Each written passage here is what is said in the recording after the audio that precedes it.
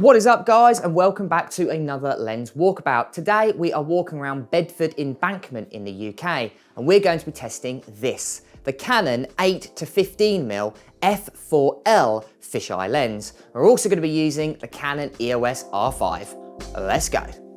So today we are testing this lens here. This is the Canon 8 to 15mm f4 fisheye lens. One of Canon's very few ultra-wide angle lenses, and in fact Canon's only fisheye zoom lens. Now obviously this is a DSLR lens, so it's designed for your Canon 6Ds, your 5Ds and your full frame cameras, but if you go ahead and get the mount adapter like I have, you can go ahead and fit it to mirrorless cameras, like for instance the R5, which we've got here, but you've also got for instance the R6 and also now R3, which you'll be able to apply it to. Now obviously if you go ahead and use this on an APS-C camera, it will change the actual focal length. So obviously you've got your crop factor enabled, and that's when I'd recommend maybe the 10 to 18mm, a far cheaper lens. Realistically, I'd only buy this lens if you've got a full frame camera. Now enough about the camera, let's go ahead and take some photos.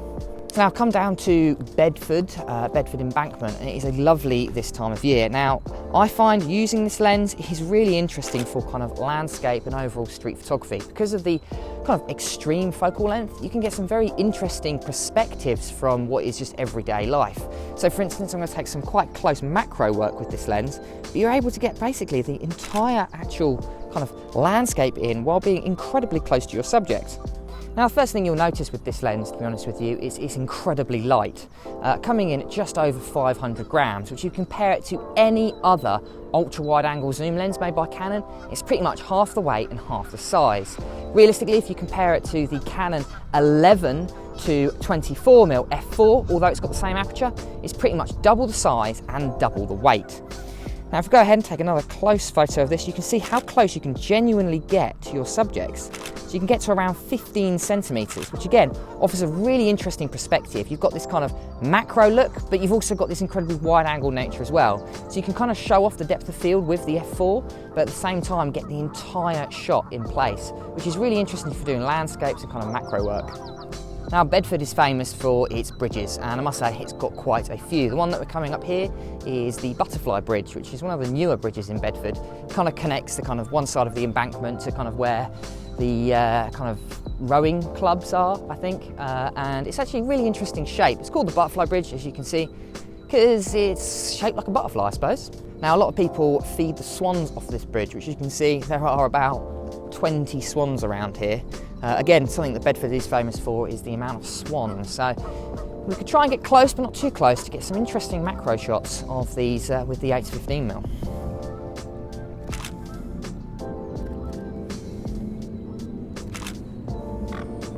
Oh. That would make a very interesting video, getting attacked by a swan. So let's not get too much closer. So with this lens, obviously because it is wide angle, you kind of want to look for symmetry. That makes the photos look quite interesting. So I'm going to wait until these people have gone, and I'm going to see if I can get the symmetrical of this bridge. Let's go for the middle. Now, because of this lens is incredibly wide angle, you have to be what feels like very close to your subject to actually get the shot that you're after. So let's go for something like this.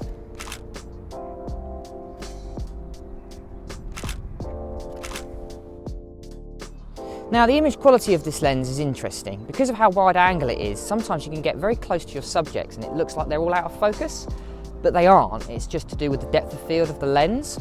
So what I would recommend is try using this lens before you go out for a professional shoot, because it's not the most easiest lens to use. Now, you can actually use the kind of distortion to your advantage with this lens, although you do have to be careful in some instances. So, for instance, let's say you're shooting at 8mm, because the lens has got a 180-degree field of view, you will actually notice that you'll end up getting body parts in it, like your own. So let's say you get your feet. So let's go ahead and just show you what I mean. So let's say we're standing at the edge of this, the River Ouse here, and I go ahead and take a photo. I'll put my leg out slightly. I'll go ahead and just take a shot there. If we go ahead and zoom into the bottom, you can actually see my entire leg is actually in the shot. So do beware, if you are shooting 180-degree fisheye, you will actually end up with body parts or things that you don't necessarily want to be in the shot.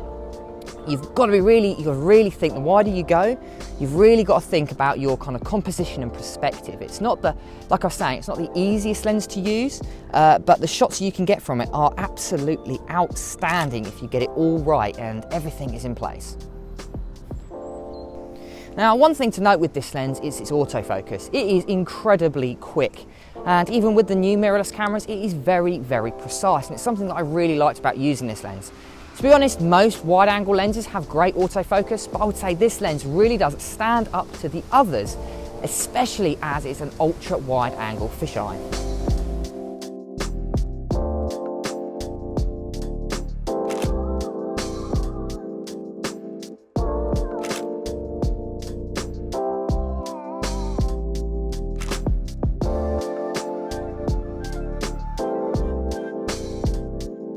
Now, one thing to note about this lens is the bulbous front. As you can see, I'm not going to touch it because obviously don't want to get any fingerprints on it, but you've got to be really, really careful. Now, you do have a lens cap, as you can see here, that's actually built into the lens hood itself. So if I go ahead and pop it on, you can see you can take it off and it leaves the lens hood. Now, it's fine if you're using it at 15mm, but if you're using anything else, you are going to get that in the shot. So to give you an example, if I go ahead and just take a sample photo here, with the actual lens hood on, as you can see, then I go ahead and take it off,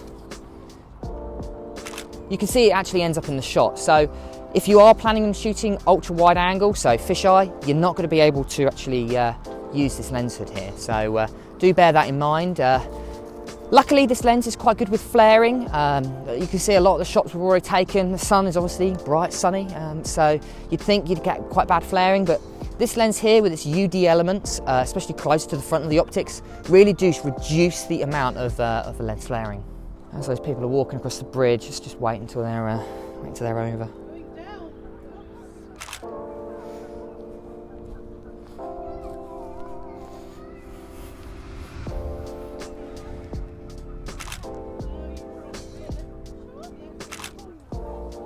Again, just thinking about perspective, sometimes being really low down can make your background look like it's really far away.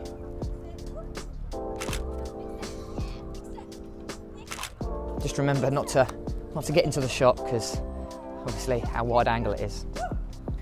Here we go, so we're going to do a similar shot to we did before, but this time we're going to do quite low angle. Show the difference between 8mm all the way to 15mm.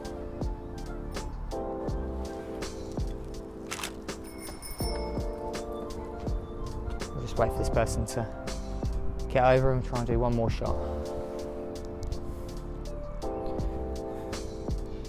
Now, with this lens, distortion is your friend. It's not something you want to shy away from. So you really want to play into that distortion if you can. You can get some really unique shots if you're just at the right place at the right time. Even though you can see I'm actually quite close to the bridge, I only walked, what, it's 15, 20 metres away. Go ahead and take a photo. Like that, you can see it looks like it's miles away. It's just because that focal length is so extreme. Like I was saying, it's springtime, so we've got these buds just coming out. Let's see if I can get the shots here. These buds. Now the big question is this lens worth buying? And well, it's kind of a complicated question.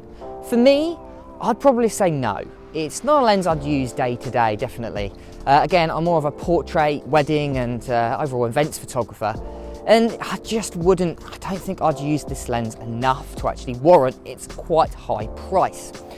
But if you're more of a landscape photographer, someone that goes into the great outdoors and you'd love taking kind of these wide angle shots, then this might actually be a beneficial purchase. Now, it's far cheaper than what Sigma and even Canon actually have to offer with their 11 to 24mm. And again, you're just not going to be able to get that ultra wide angle with those lenses.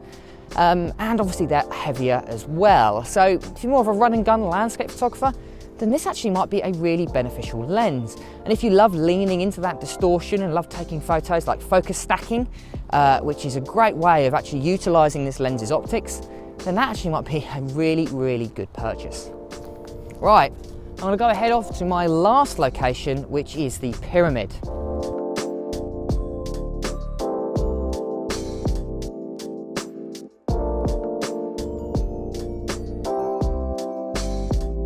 So this is the pyramid. Now, it's actually a swimming pool called the Oasis swimming pool, but it's actually quite a unique kind of building in pretty much the centre of Bedford. The embankment is literally just over those trees. And I come here a few times to test some wide angle shots because obviously it's quite a vast building. And what we're going to try and do is, because where the sun is in the sky, I'm going to try and get it so it's just clipping the top of the pyramid.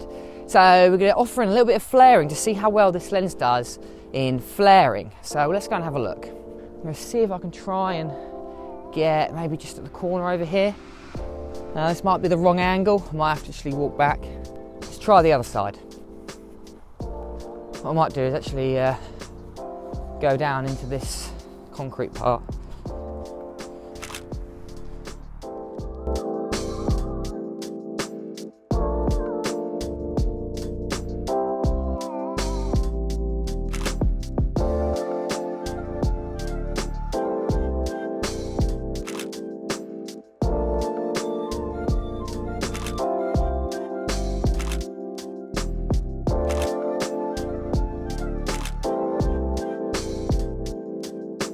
And there we go. I think I'm done with the little POV session today.